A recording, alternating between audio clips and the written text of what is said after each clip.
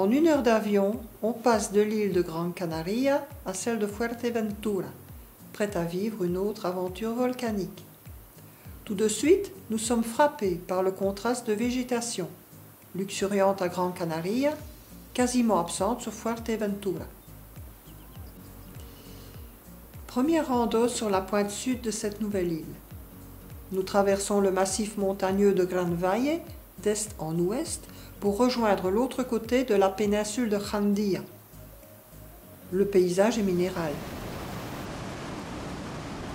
Il s'agit d'un des lieux les plus sauvages de l'archipel canarien.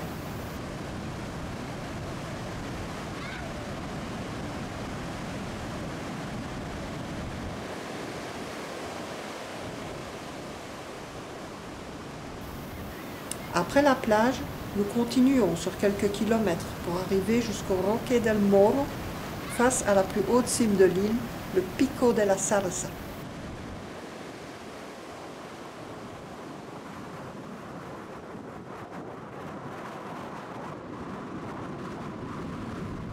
L'itinéraire de cette journée traverse un paysage très particulier.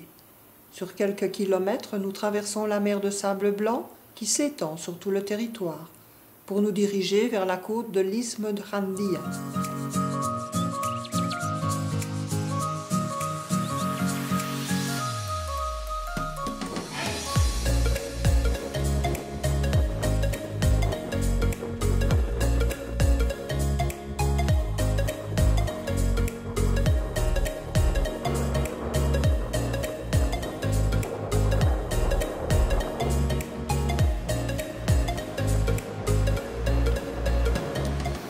La côte est impressionnante avec ses formations géologiques fantaisistes dues à la force de l'océan et des alizés qui sculptent inlassablement les dunes formées au cours des millions d'années sur ce littoral de Fuerteventura.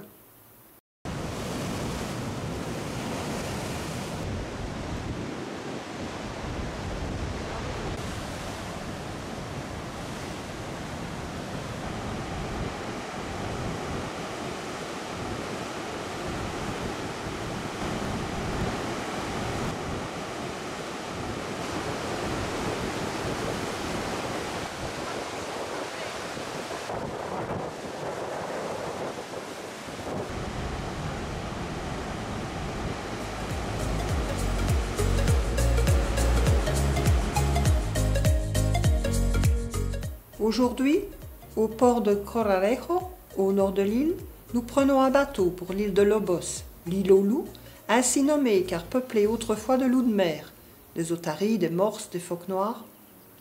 L'île peut se parcourir sur tout son périmètre. Il est possible de monter au point le plus haut, la Caldera de Lobos, qui, avec ses 123 mètres d'altitude, et oui tout ça, offre une vue fantastique sur l'île et le détroit de la Bocaina, qui sépare Fuerteventura de Lanzarote.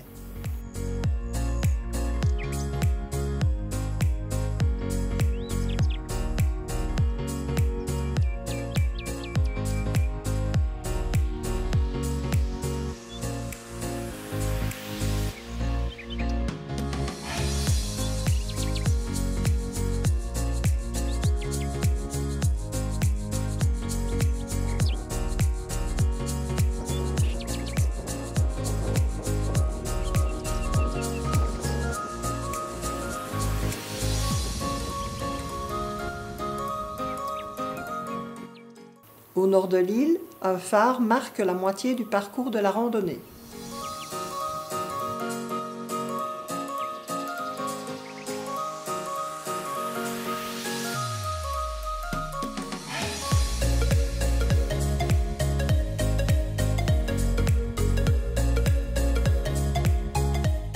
Dirigeons-nous maintenant vers l'ancienne capitale de l'île, Betangurria. Après la visite de ce beau village à l'architecture traditionnelle, le premier de l'île au XVe siècle, nous débutons la randonnée par un chemin menant jusqu'à la crête du Maciço. Là, nous pouvons admirer de jolis panoramas sur la zone centrale de l'île, ses villages et ses montagnes.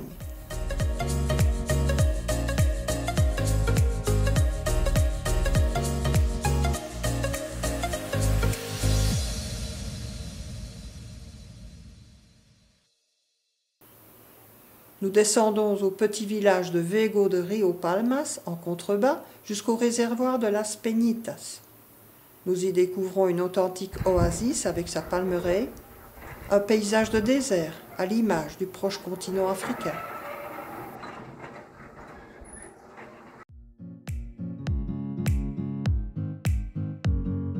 La rando dans le canyon est de toute beauté.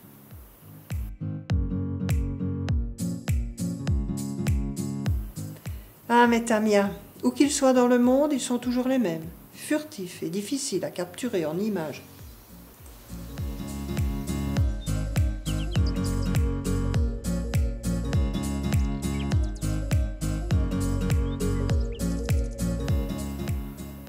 Nous partons aujourd'hui à la découverte de la côte ouest pour rejoindre le petit village de Puertito de los Molinos. La côte est frappée par les vagues d'une mer furieuse qui subit la plus grande influence des alizés et des courants marins, créant ainsi un spectacle grandiose.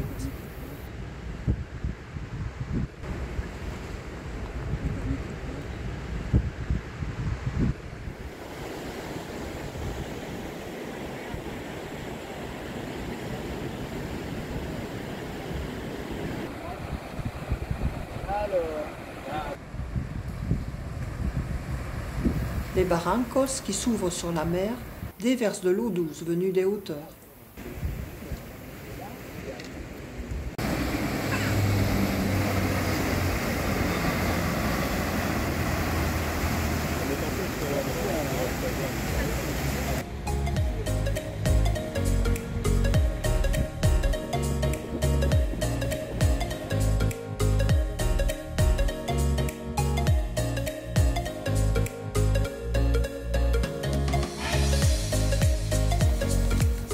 Au cours de cette journée, nous combinerons 2 randonnées dans des sites situés à l'extrême nord de l'île. Nous débutons la marche à la découverte de l'ensemble volcanique le plus récent de l'île. L'itinéraire longe 5 volcans et chemine entre cratères et champs de lave.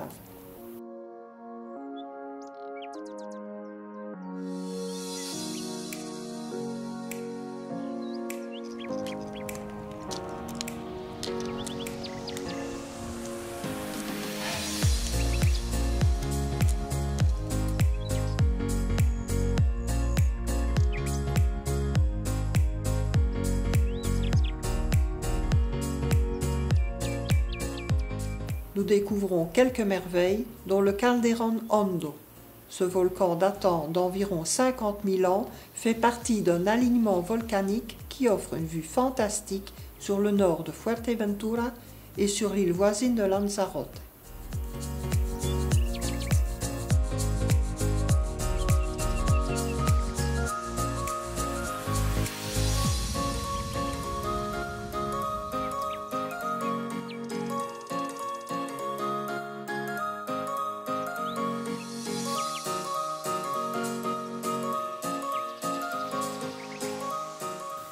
La seconde randonnée de la journée offre une expérience radicalement différente.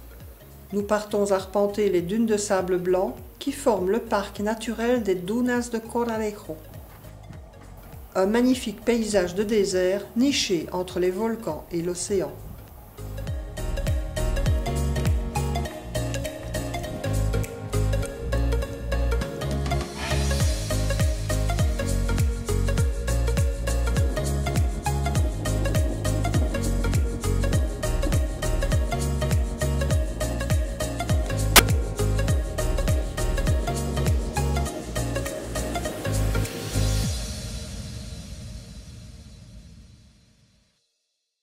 Je vis ici mes dernières heures sous le soleil de Fuerteventura.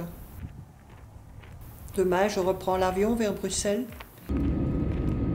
Quelques heures de transition pendant lesquelles j'aurai tout le loisir de penser déjà à un périple futur sur des sommets encore plus lointains, encore plus hauts, encore plus insolites.